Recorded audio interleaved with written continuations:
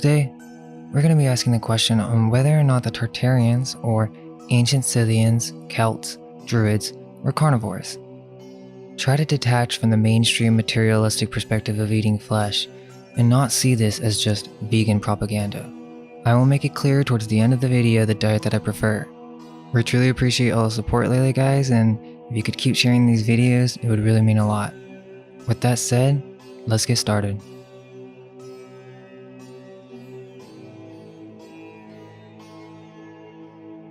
First, we have to understand cosmological ideologies. There are only two main ones in the modern day, that of something and that of nothing. This does take an occult mindset to understand to a certain degree, as the cosmology of something is that of ancient origins. The idea that reality is separated into different planes of existence, each sourcing the plane from above, the top plane being the Godhead. Then we have the cosmology of the modern day that implies that we came from nothing, that we came out of nowhere from a big bang, our planet formed from collision, combustion, and ice dust. From there, all life formed through evolution, leading us to a fight to survive situation. This ideology was specifically designed by the Jesuit Church to serve as an atheist explanation of the world. They knew that in the future, they would need to hide all evidence of God, and the biggest proof is the reality we live in. So they taught materialism, and this idea that our ancestors were savages.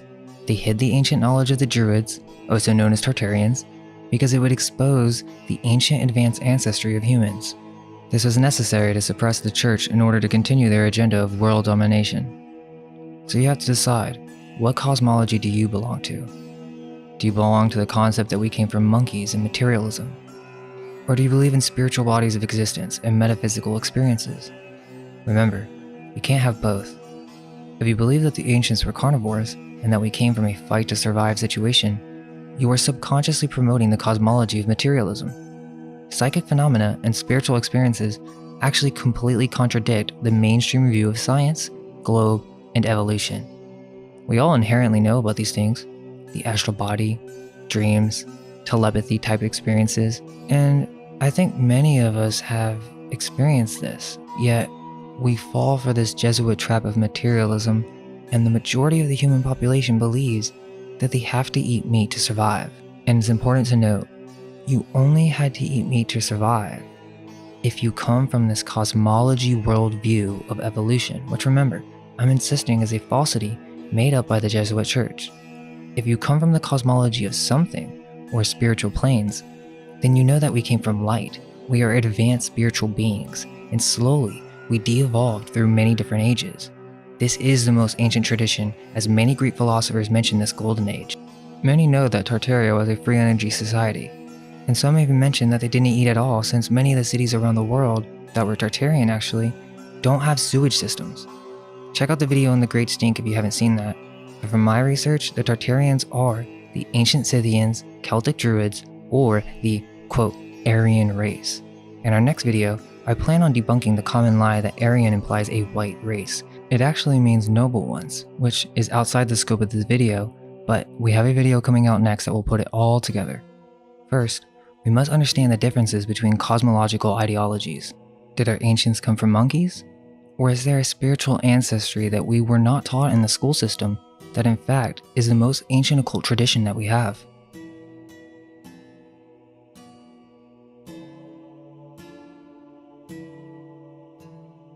A common question we get asked is, well, what about the natives around the world who hunted animals? What about all the cultures that survive on meat? Most cultures who primarily survive off of meat live to a very short age, but one thing that many of these people are missing is that there have been many cataclysms. This is also something that we all inherently know. We all know about the flood, but many do not know that there have been many cataclysms of fire. There were also times when the sun would go missing for a year. So what do you think would happen in this situation if there was an advanced civilization? Famine? Confusion? A barbaric society? These were what the tribes were after Tartaria, right? The Scythians, the Celts. This is what mainstream history calls it. These were in fact hunters, but this was after the fall of Tartaria and during an age of chaos and confusion. They had to survive how they could, and what happened after was that they became savage hunters. Countless wars because this made them more predator-like. This may have been the only way to survive, so there's no reason to blame anyone for their actions. It's simply the implication that this is not our ancient way and is not the natural diet of the Tartarians. There is so much research that shows that our ancestors were light eaters that eat from the fruit of trees. We'll cover that soon. But the big point to take from that is that humanity has gone through many different ages. Some ages we begin to rise spiritually, and others we fall materialistically. From Plato's Timaeus, quote, "O Solon, Solon, you Hellenes are never anything but children, and there's not an old man among you." Solon in return asked him what he meant. "I mean to say," he replied, "that in mind you are all young. There is no old opinion handed down among you by ancient tradition, nor any science which is hoary with age, and I will tell you why. There have been, and will be again, many destructions of mankind, arising out of many causes. The greatest have been brought about by the agencies of fire and water, and other lesser ones by innumerable other causes. There is a story, which even you have preserved, that once upon a time, Patheon, the son of Helios, have yoked the steeds in his father's chariot, because he was not able to drive them in the path of his father, burnt up all that was upon the earth, and was himself destroyed by a thunderbolt." Now this has the form of a myth, but really signifies a declination of the bodies moving in the heavens around the earth, and a great conflagration of things upon the earth, which recurs after long intervals. He's talking about fire and blazing destruction on the land. At such times, those who live upon the mountains and in dry and lofty places are more liable to destruction than those who dwell by the rivers or on the seashore. And from this calamity the Nile, who is our never-failing savior, delivers and preserves us. When on the other hand, the gods purge the earth with a deluge of water, the survivors in your country are herdsmen and shepherds who dwell on the mountain, but those who, like you, live in cities are carried by the rivers into the sea, whereas in this land, neither then nor at any other time does the water come down from above on the fields, having always a tendency to come up from below, for which the reasons the traditions preserved here are the most ancient. So he's saying the water comes from below sometimes, okay? The fact is that wherever the extremity of winter frost or the summer does not prevent, mankind exists, sometimes in greater, sometimes in lesser numbers. And whatever happened either in your country or ours, or in any other region of which we are informed, if there were any actions noble or great or in any other way remarkable, they have all been written down by us of old and are preserved in our temples. Whereas just when you and other nations are beginning to be provided with letters and other requisites of civilized life, after the usual interval, the stream from heaven, like a pestilence, comes pouring down and leaves only those of you who are desolate of letters and education, and so you have to begin all over again like children and know nothing of what happened in ancient times, either among us or among yourselves. So just to break down that last part for a second, and I really recommend reading it because it paints a perfect picture about the different ages of cataclysm. He's saying that these people were basically like children. They had to start civilization all over again. This is why many cultures and many natives of many different lands basically resulted to cannibalism.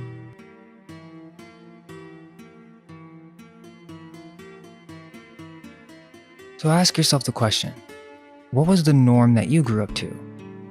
Was it eating fruits for every meal? Was it eating just vegetables? No. For most of us, it was in fact eating 3 times a day with meat as a staple. Everyone grew up learning this from birth, with the exception of many alternative research, but the main point is that this is what they promote in the education system. At school, lunch, 20 years ago, what did they feed? Was it veganism?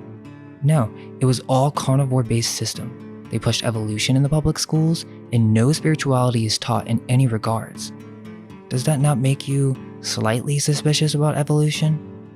If you watched the last video on Tartaria Vaccinated, we go over how every industry was hijacked by these robber barons. So if you can tie all that together, tie it back to the education system, because then, if you can drop evolution for a moment, that is where you begin to make progress. That is one of the most fundamental structures of the cosmology of materialism. Once that comes down, the structure begins to wobble. Now I know many may say, well, they're gonna start feeding veganism and GMOs. Yeah, well, it's like all these alternative subjects. Once something gets popular, they have to hijack it. Which in many videos, we have mentioned that modern veganism is unhealthy because of soy, fake meats, and sugars. Check out the human diet video, I've covered this there is another way that does not involve any of those things. The only reason they switched to veganism is because they could not stop the amount of people changing their diet and fixing their health problems. So that eventually got corrupted with Whole Foods getting bought out, Monsanto and their GMOs, and now the mainstream media is pushing veganism. 50 years ago, it was the opposite. Also, Americans don't eat in moderation, and never have. Since the 1960s, the per capita intake has doubled. The average man eats more than his own weight in meat every year, even as that weight has increased by 30 pounds since 1960. Americans eat meat in quantities that are double the global average. Globally, meat consumption is projected to increase by 75% over the next 3 decades.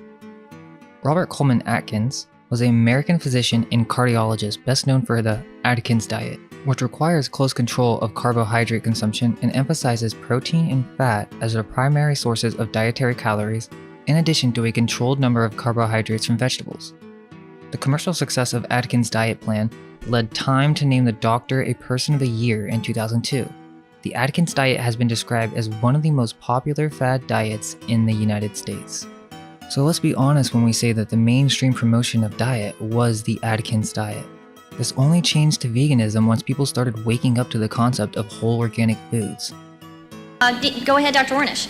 Well, first of all, the last time I debated Dr. Atkins, I chided him for not publishing any research anywhere, so I think this is a good start. It's not a particularly good study, but it's a good start. I'm just glad to say that he's doing research, in that there's no control group.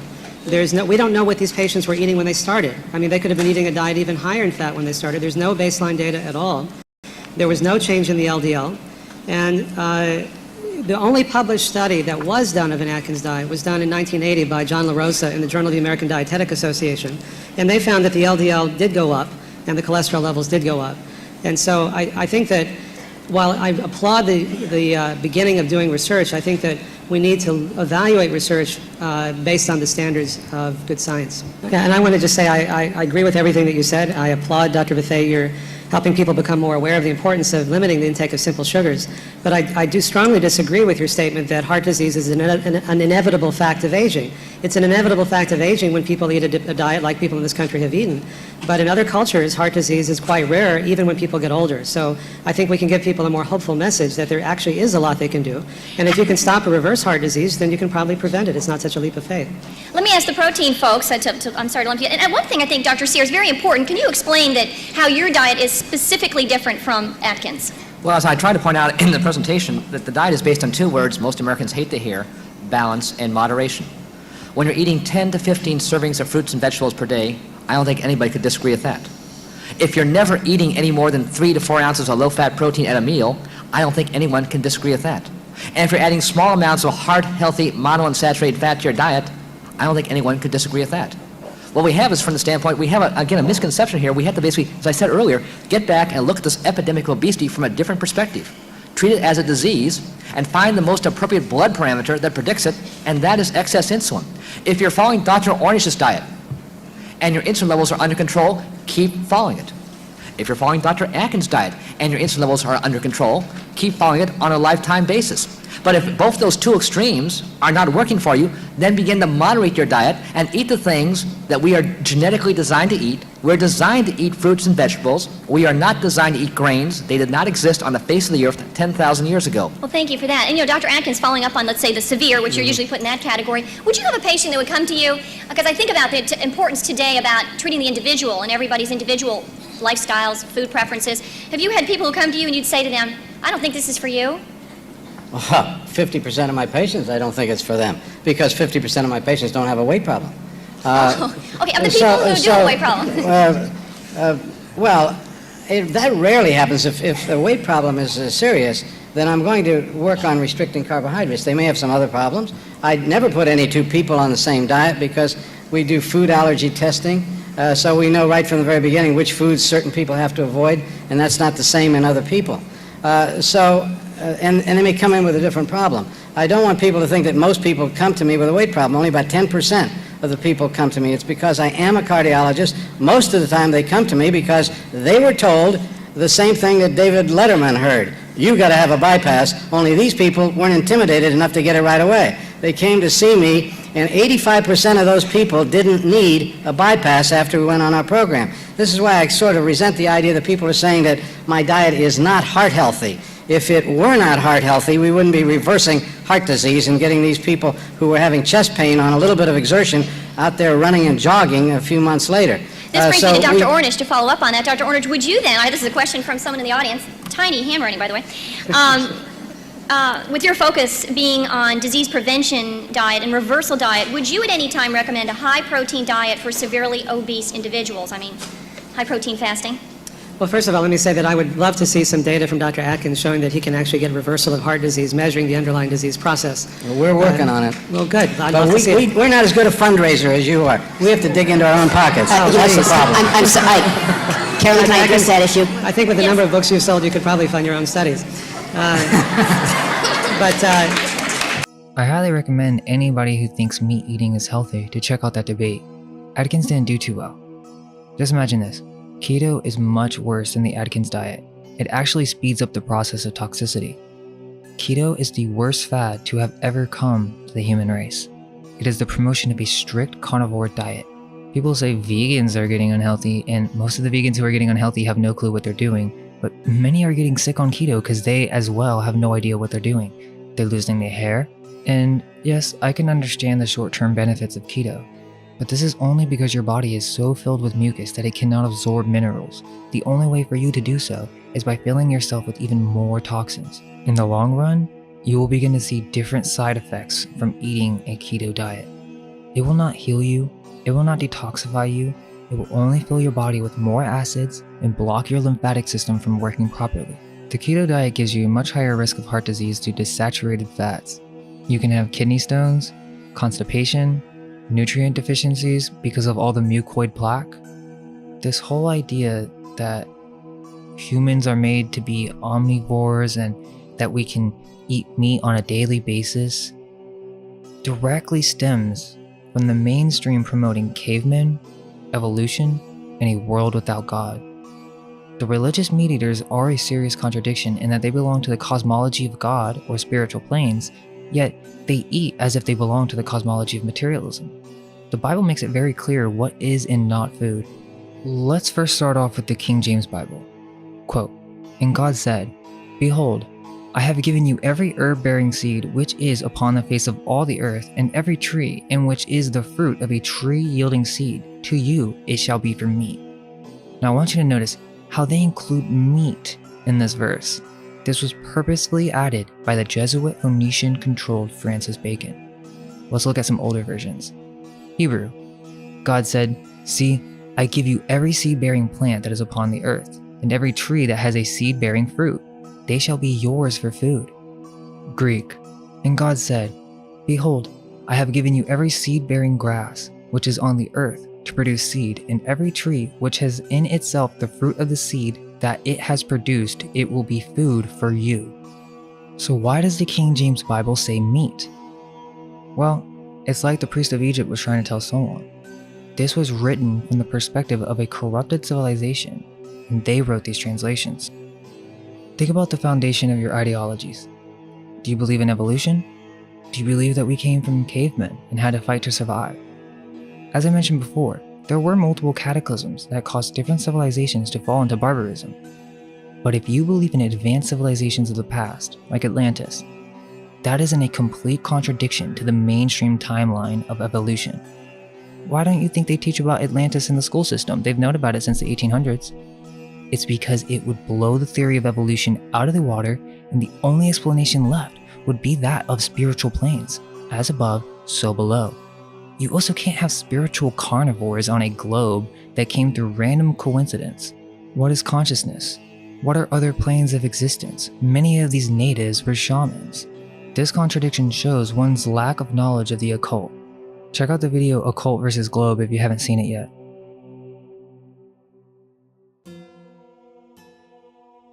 There's only one: survival. Notice how this list is short. That's because there aren't many reasons why you would have to eat meat. There's only one: survival.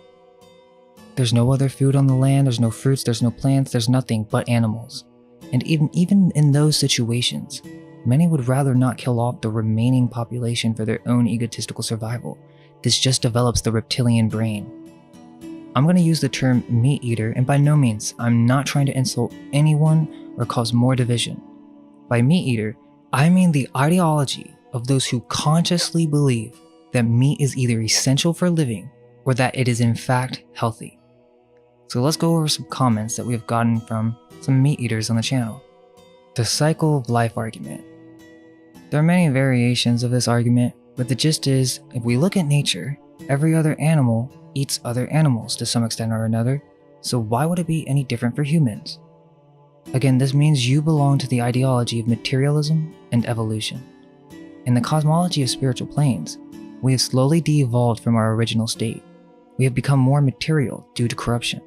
There is a distinguishment between beast and spiritual helpers. Beasts are much more fully integrated into the material realm. They do not have as much connection to the spirit realm. They are predators of a lower state of being due to the corruption and lower frequency nature of this realm. All animals that are not predators come from more positive spirits of nature, and many of these spirits can be guides. Many have heard the concept of animal guides or spirit guides. Many of these animals can be conduits for advanced benevolent beings. However, I do think there is a specific reason to make humans unique. It's not about selfishness or ego. Both these systems, both carnivore and this idea that we came from spirit, are both based on hierarchy, but for different reasons. The carnivore system, or the system of evolution, is whoever is the most powerful dominates the entire kingdom. That's the natural cycle of life that these meat eaters promote. The spiritual system of planes implies that the Godhead has manifested through these different planes and is but a mirror of our individual selves, as above, so below. The ancient tradition is that we are spiritual helpers, a reflection of God that has come to assist in nature, not destroy it. Even though humans may be a reflection of God, it does not mean that animals are lesser.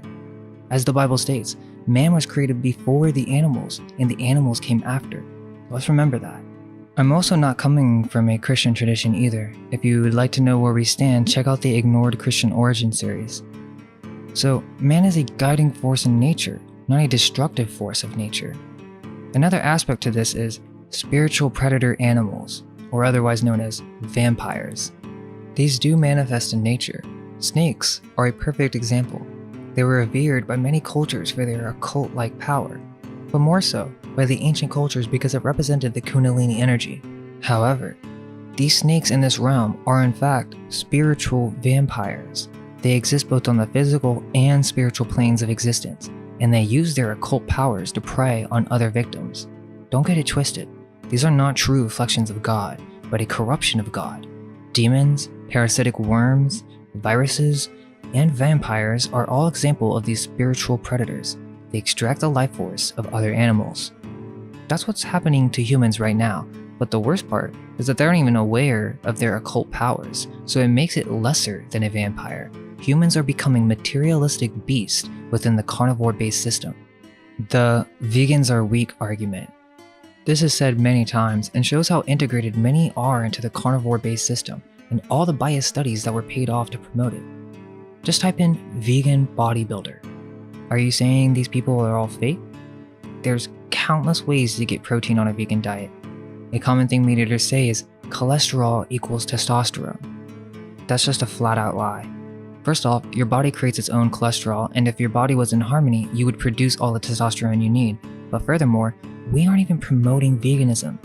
Many ancient cultures use probiotic cultures to have much longer lifespans. You can also do this without milk and yogurts by simply having a very rich soil, and this would spread to all your foods.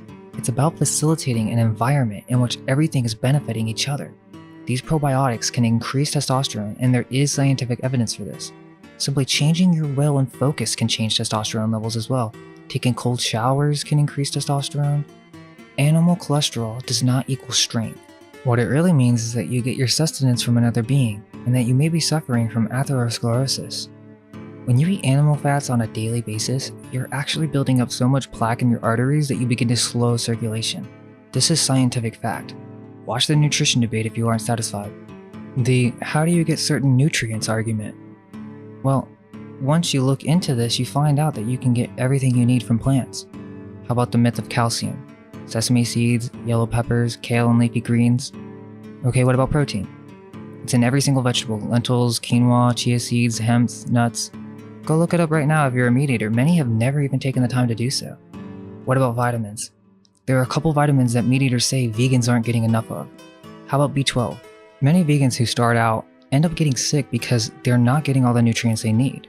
You can't just go and start veganism by buying packaged vegan goods and eat the exact same way you've always have, but just swap it for vegan. It's still going to be unhealthy. You have to actively search out for your nutrients. B12 comes from the fungus in soil. If you're eating from an organic farm with extremely healthy soil, you would be completely fine. Imagine if we actually started looking into this and tried to increase the B12 within all of our food products naturally. B12 also comes from sea plants, which is pretty easy to find nowadays. Have some vegan sushi every once in a while. How about vitamin D? Just get in the sun, mushrooms. Vitamin K? Brussels sprouts, cabbage, kale, spinach, kiwis. How about long chain omega-3s?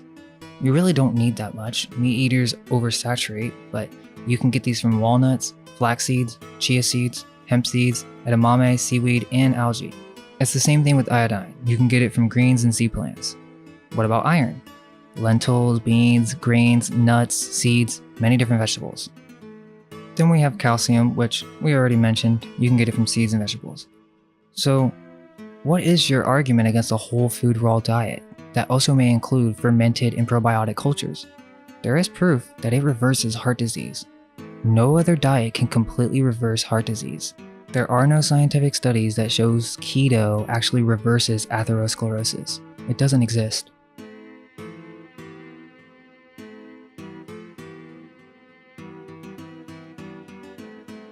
One, it's not the cycle of life, it's the destruction of life. 2. Nature is medicine, and there is food provided by nature. The simple godlike design of nature and plants is proof within itself that these foods were designed to be eaten. 3. Meat is not spiritual, it's actually vampiric. You are feeding on the flesh of another sentient being, and meat eaters only deny the spiritual implications because they think veganism is unhealthy or that there is no other solution. But we must find one and make it reality. 4. It causes disease. There's piles of scientific evidence that meat does not digest well and actually causes auto-intoxication, not to mention heart disease. Pounds of toxic poop sit in your stomach on a constant day basis because you eat so much acidic foods. This in turn clogs up your lymphatic system until eventually your blood becomes toxic. 5. We are anatomically designed to be fruitarian and light vegetarians. Carnivores have shorter digestive systems and much sharper teeth. Most people would not kill a full-grown animal and eat it. Fishing is an exception because it's difficult to sense their emotions as much as a mammal, but the majority of human beings could never kill an animal, cut it up, and eat it. In fact, most meat is tasteless. Meat only tastes good because of the seasoning from herbs and vegetables. 7. Cooking food and meats is even more acidic. Dousing your meats in oil and butter actually causes even more problems. 8. Meat is not sustainable. It causes disease, pain, and at this point, most of you guys are eating genetically modified meats since what do you think these animals are eating?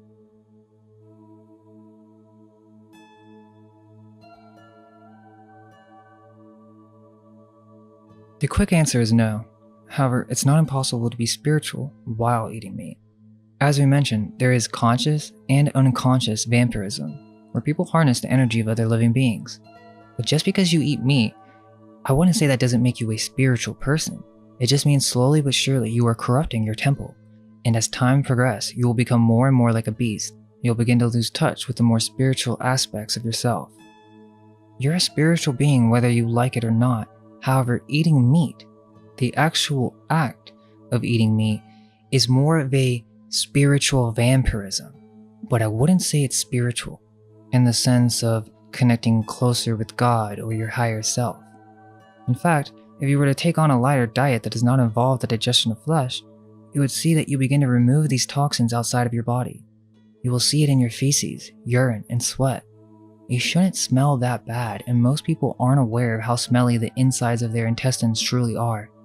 Once you remove these toxins, you will actually begin to experience more spiritual effects. Many people talk about this feeling after going raw. If you know what I'm referring to, please leave a comment so others can see and learn.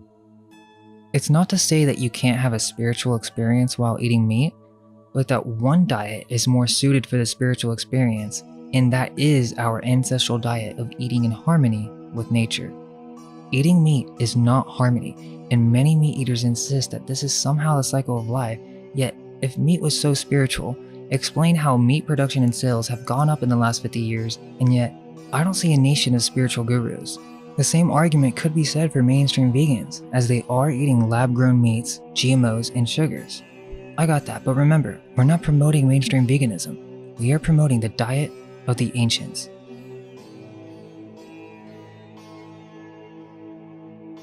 In this section, we're going to cover the true diet of the ancients and get to the bottom of whether or not the Tartarians, Celtic, Druids, were they carnivores or not. There are other channels out there that are saying that the Tartarians or Scythians were carnivores. They claim that vegetarianism is but a later corruption of the Vedic culture, and that their true ancestors were in fact a race of white carnivores who extracted the life force of other animals. Let's just see what the ancients had to say. From the Rig Veda, quote, "One who partakes of human flesh, the flesh of a horse or of another animal, and deprives others of milk by slaughtering cows, O king, if such a fiend does not desist by other means, then you should not hesitate to cut off his head." From the Manu Samhita, quote, "Meat can never be obtained without injury to living creatures. An injury to sentient beings is detrimental to the attainment of heavenly bliss. Let him therefore shun the use of meat. Having well considered the disgusting origin of flesh and the cruelty of fettering and slaying corporeal beings, let him entirely abstain from eating flesh." Again, from the Manu Samhita, quote, "He who permits the slaughter of an animal, he who cuts it up, he who kills it, he who buys or sells meat, he who cooks it, he who serves it up, and he who eats it, must all be considered as the slayers of the animal. There is no greater sinner than that man who, thou not worshipping the gods or the ancestors, seeks to increase the bulk of his own flesh by the flesh of other beings." Quote, "If he has a strong desire for meat, he may make an animal of clarified butter or one of flour and eat that, but let him never seek to destroy an animal without a lawful reason. As many hairs as the slain beast has, so often indeed will he who killed it without a lawful reason suffer a violent death in future births." Quote, "He who injures harmless creatures from a wish to give himself pleasure never finds happiness in this life or the next." Quote, "By subsisting on pure fruits and roots, and by eating food fit for ascetics in the forest, one does not gain so great a reward as by entirely avoiding the use of flesh. Me he ma sa will devour in the next world.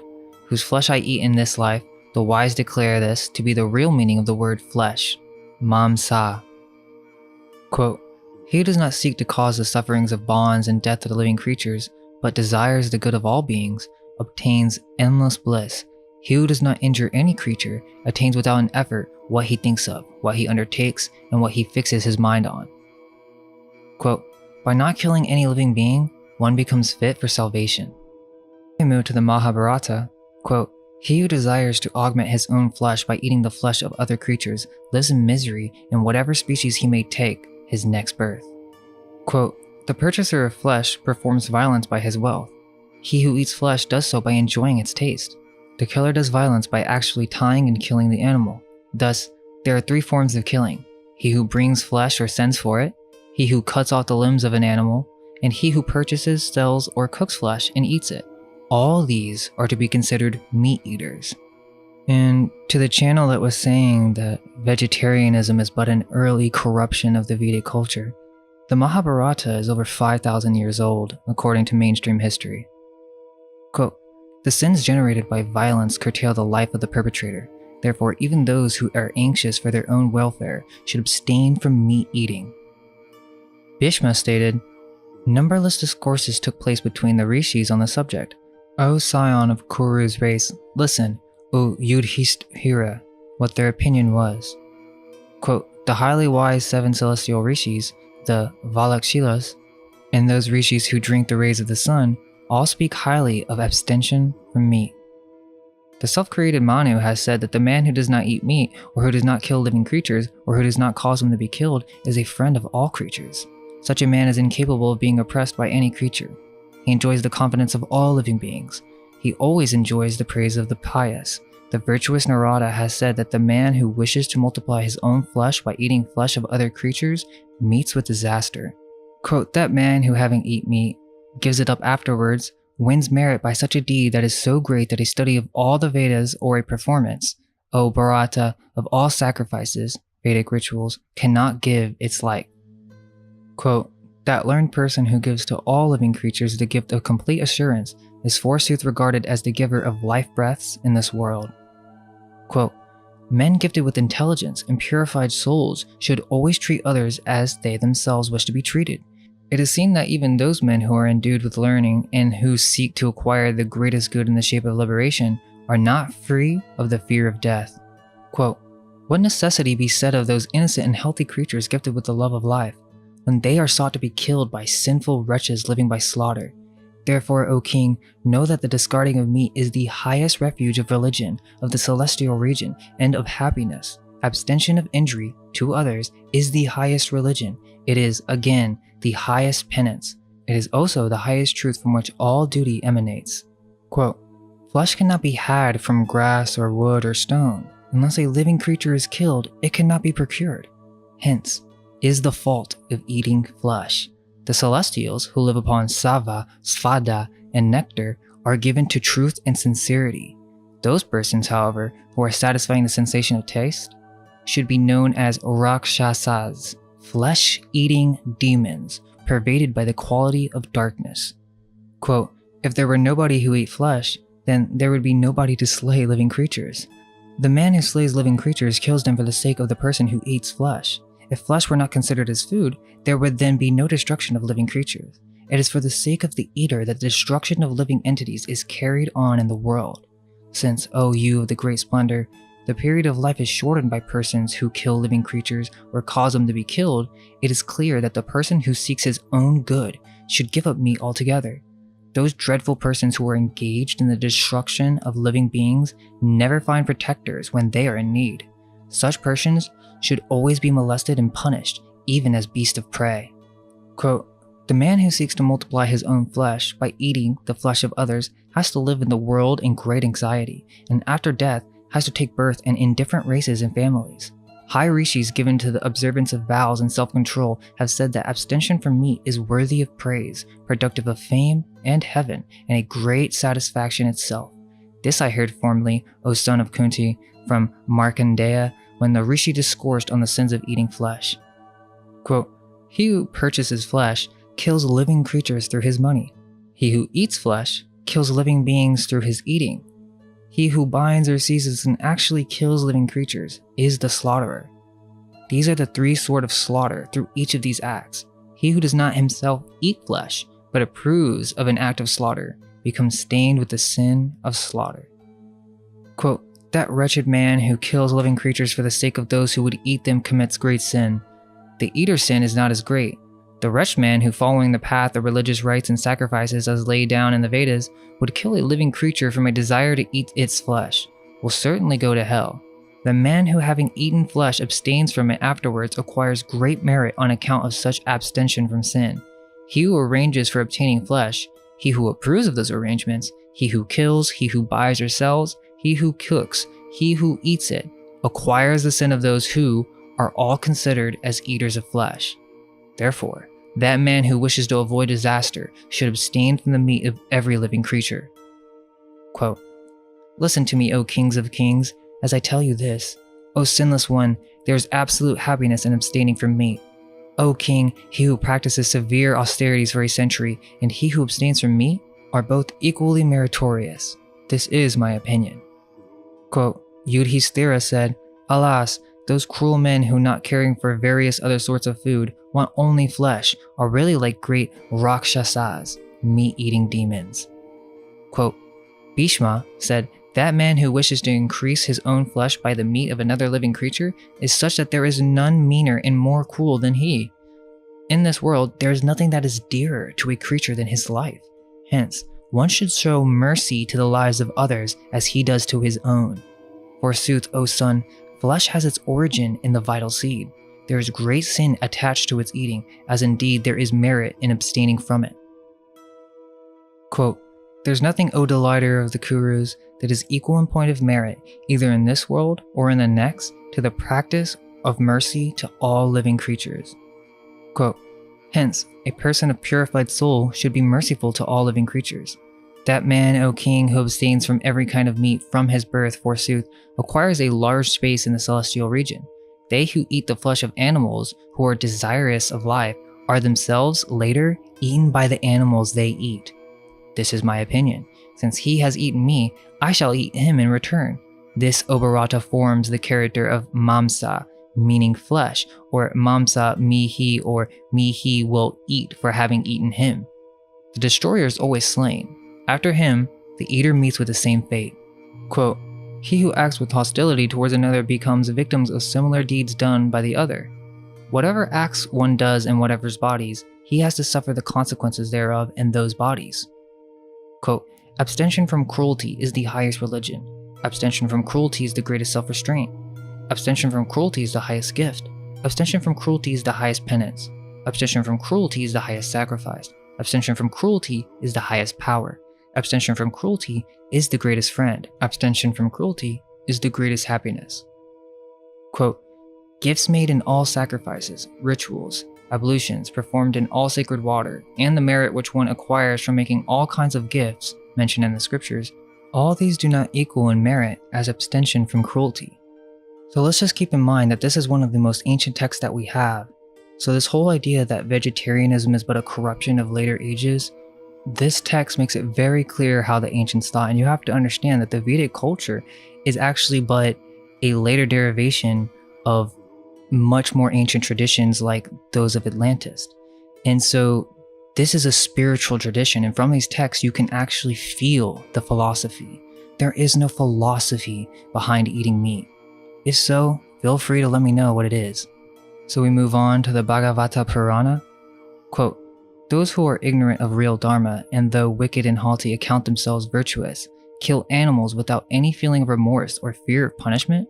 Further, in their next lives, such sinful persons will be eaten by the same creatures they have killed in this world. In our last Tartaria video, I mentioned many more references, but instead of repeating the same stuff that I say in that video, I'll just recommend that you guys go over and check that one out. With that said, I'll leave you with this for you to decide whether or not the Tartarians were carnivores. Now, in the Srimad Bhagavatam, a Vedic text, we find that the word Arya referred to those who are advancing spiritually. The Aryan family is distributed all over the world and is known as Indo-Aryan. In prehistoric days, all of the members of the Aryan family followed the Vedic principles, and therefore they became spiritually advanced. The glorification of the Supreme Lord can be much appreciated by the Aryan family. Although there is no bar for others, the members of the Aryan family very quickly catch the essence of spiritual life. The ancient text goes on to say, an Aryan civilization is a civilization advanced in spiritual knowledge. Well, what about that? Now, we addressed this in the introduction, that we would be contending, we would be restoring this term, this terribly abused and misused term. And one could say so much about this. One could get into the whole story of the mistreatment of that word, both in England and in Nazi Germany and so on and so forth, but we don't want to go there. Let's just keep it simple and pure. These ancient texts, and one wonders, of course, why these texts were not consulted by the so-called experts, but the whole point of this presentation and so much of my work is to show that when it comes to expertise and things, you know, it's almost like that's right there. When you hear the term expert, when you hear the official statement, a lot of it is doublespeak. A lot of it is the manipulation of these terms. A lot of it is omission. A lot of it is clear, simple fabrication. And it starts with the etymology. It starts with the place names. It starts with the words. Like we said, it involves the arbitrary creation of borders and boundaries, which didn't exist in ancient times, all to distort what we know about ourselves and about truth. But look at this. The pure, unadulterated meaning of the word Aryan had nothing whatever to do with race. Quite the contrary. It was a word that had everything to do with caste. Specifically, it was a term that addressed people who were on a spiritual path. And it meant anyone of any country, any background, any nation. Those things, as we said in the introduction, did not mean as much. What mattered to ancient man, particularly after the Great Cataclysm that had seen so much mortality. We're not talking about a tsunami that takes a few thousand lives. We're not talking about a war or battle or disaster, in which there are certain casualties. We're talking about a global catastrophe of unimaginable proportions. Is there any heart and mind looking at the carnage, the death of the animals, which has been recorded by many scientists, and the huge death amongst the genocide, not the genocide, but the mega death that was caused by these, the tumult and the cataclysm of nature? Are you going to then be a prejudiced mind that still harbors some sort of grievance against fellow human beings after such a devastating attack? Such a frenzied and devastating thing that has occurred to the human race? Of course not.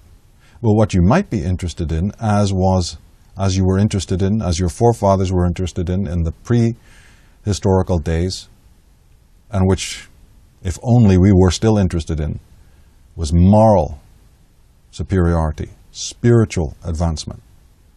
And this is very fundamental, because now as we delve into these great mysteries, which make so much sense of our time, we find something incredible. That this word Ari was a word that represented the female goddess, and that through her it was implied that you were of reverence to the earth and to the sky, that you were an adept, that you had a duty to perform, an active duty. And of course you had to then, not just any old idiot could do that duty.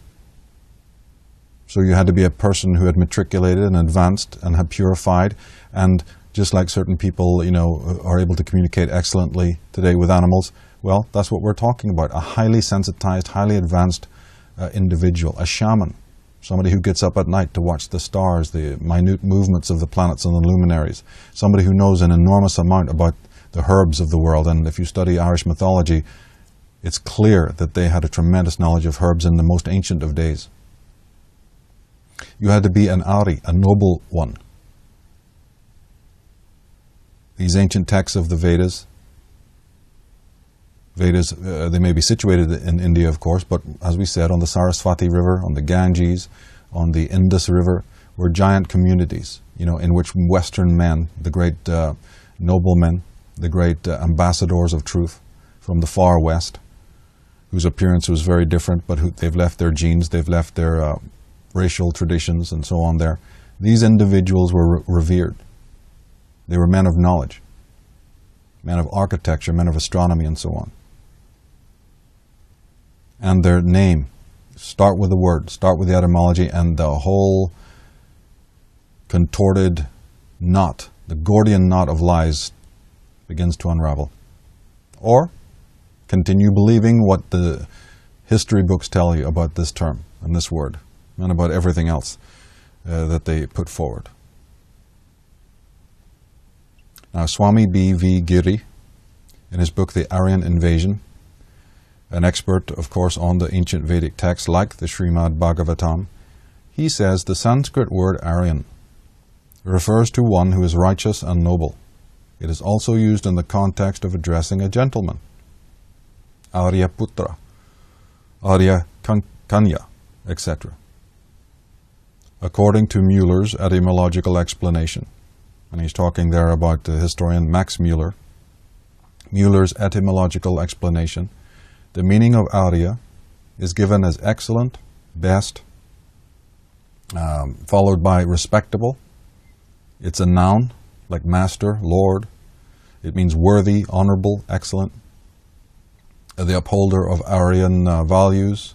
And further, it denotes a teacher, an employer, a master, a father-in-law, a friend.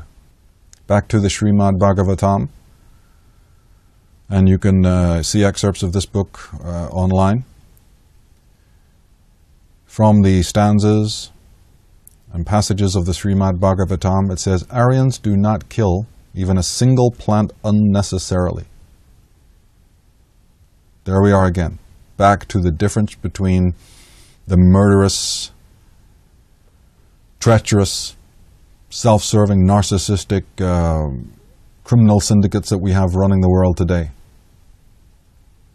compared to, as we said, the pre-Diluvian, antediluvian philosopher kings, you see, that this world is now,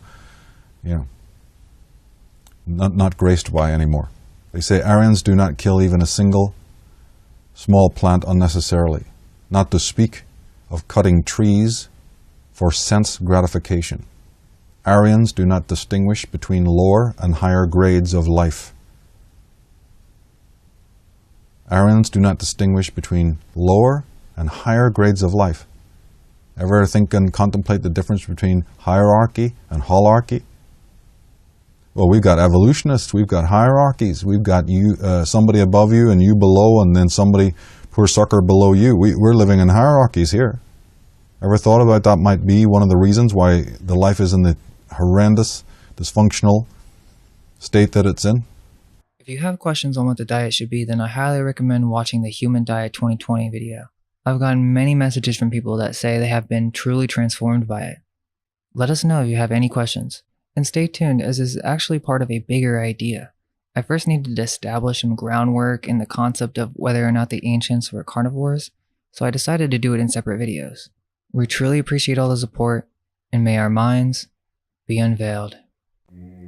Let go of everything you think to be true.